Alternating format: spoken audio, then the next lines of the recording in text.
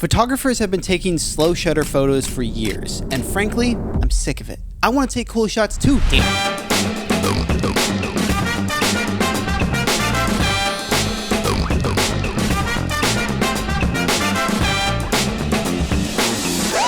Slow shutter, or shutter dragging, is when you accidentally set your shutter speed way too low, and when someone says, hey, this looks really blurry, you should probably reshoot it, you say no.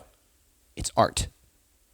To film with the slow shutter effect, all you really need to do is set your shutter speed somewhere around 1/5 to 1/30th of a second. The lower you go, the more motion blur you're gonna get. On my C70, I shoot at 1/12th, but that's mostly because I literally can't go any lower. Once you've picked a shutter speed that's gonna work best for what you're shooting, you just need to set your exposure accordingly. And you're probably gonna want some ND filters here because with the shutter speed so low, you're gonna have a lot of light hitting your sensor. Getting your settings right is only half the equation though. The other half is how/what you film.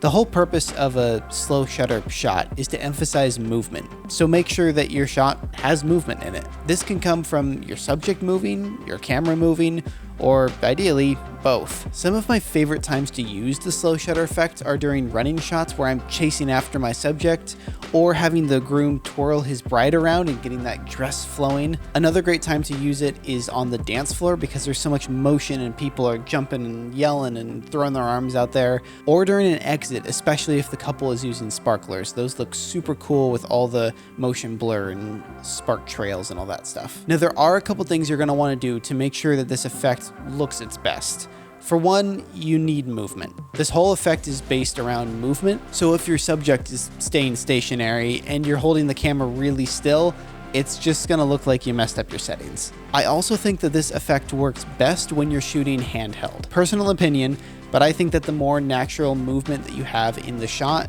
the more this effect is going to shine.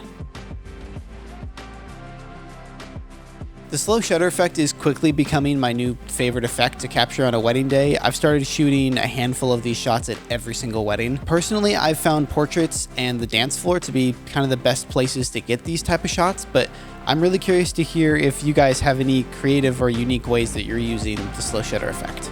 All right, bye. Okay, you're in the shot. Go away. Count me down. 3, 2, 1.